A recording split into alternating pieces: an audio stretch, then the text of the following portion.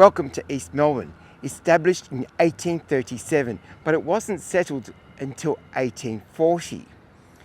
It's known for its enclave of beautiful Victorian buildings. Lots of mansions were built here, but many of them gave way in the 1960s and 70s to apartments. So we're going to take a walk around and discover some of the beautiful remaining buildings and architecture of that period. So come along with us and let's check it out.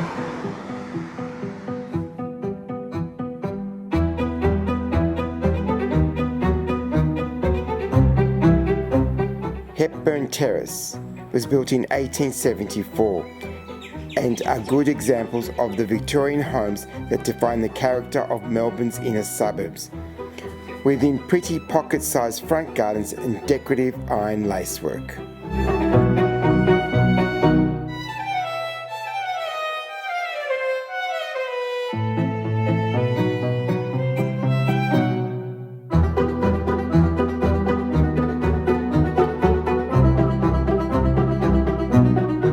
Peter here. Behind me we have some row houses, and they were built in 1856. Now you can see on the left hand side that one of the row houses has their verandahs removed. This would be one of the oldest examples of architecture in this area. Now I would hope that they're reinstating the veranda to the left hand side, and that would reinstate some integrity within the sequence.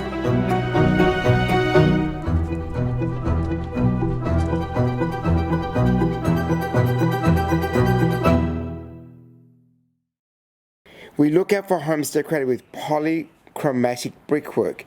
This is differently coloured bricks used to add interest to facades and to highlight features like windows and doors. Canelli is thought to be the first example of polychrome brick style used in domestic architecture in Melbourne.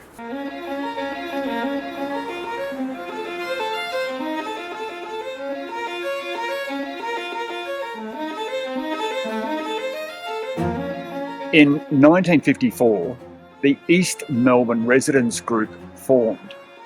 Their reason for forming was to preserve a lot of the historic homes of the area and to save the area from being levelled for parking. So we're very pleased that the residents continue to this day to preserve their beautiful area.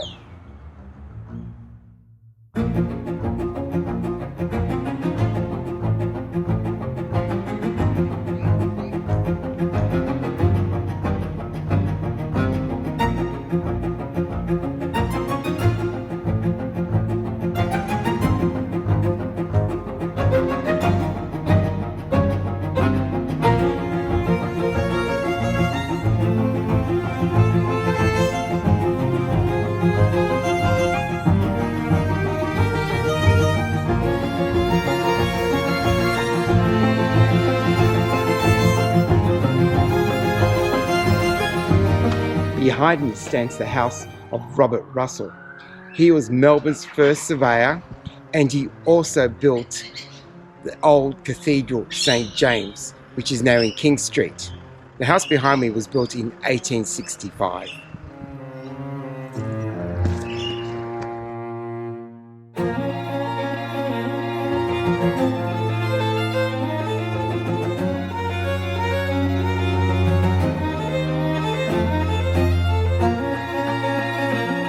I'm standing in front of the Queen Bess Row, built in 1866. It was considered to be one of the first apartments in the country. It is 3 homes built 4 stories high. Has a bit of a checkered life.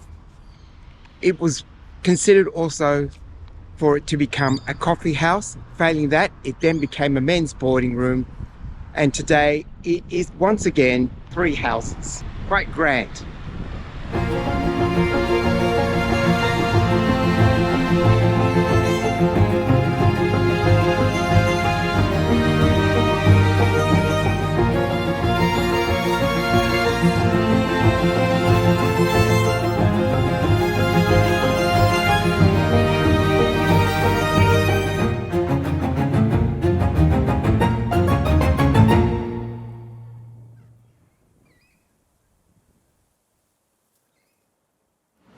Behind me you can see the Cairns Memorial Church. It was constructed in 1882.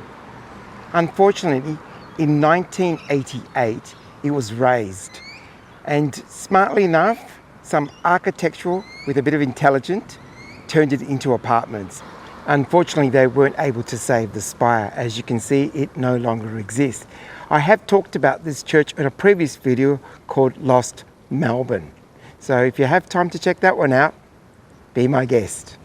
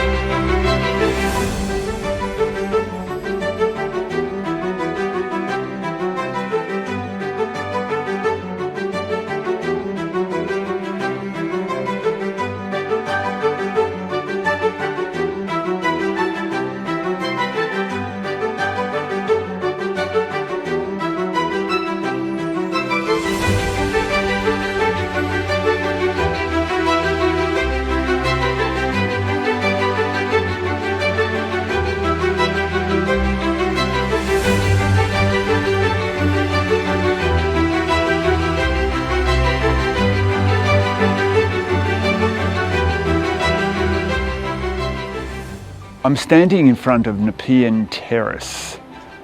East Melbourne just continuously unfolds. There are some remarkable properties in this particular area. So behind me was the residence of Frederick Baker. Now, Frederick Baker died on the stage at the Princess Theatre in 1888. And we all know that there's a ghost at the Princess Theatre called Federici. And I believe it's named after him. So there we go. I never knew the connection between his residence in East Melbourne.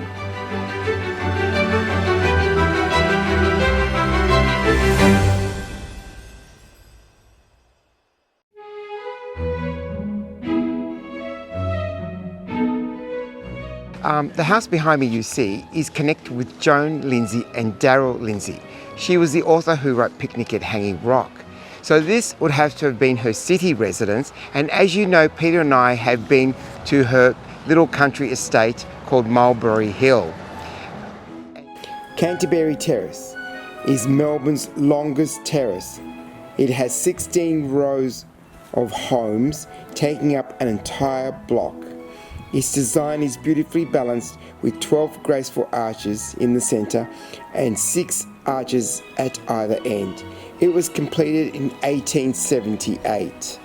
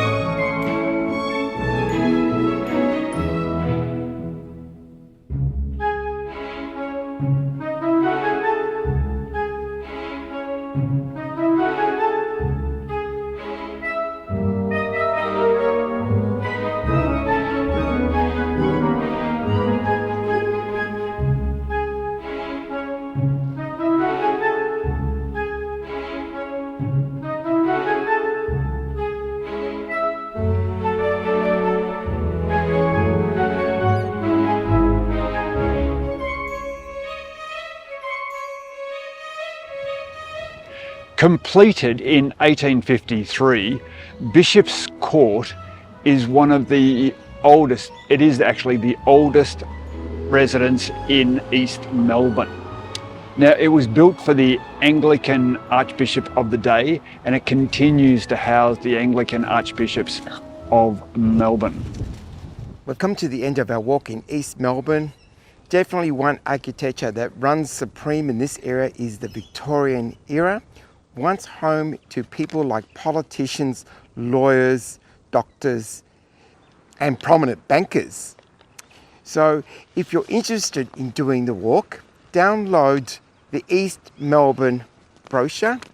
That'll give you all the information and the notes you need to walk around this lovely area and have a look at some of the most magnificent architecture ever built during that period of the 1800s. It is supreme, definitely supreme. One mustn't miss out. That's all from me today. We'll see you on our next adventure, guys. Thanks for coming along with me. Bye for now.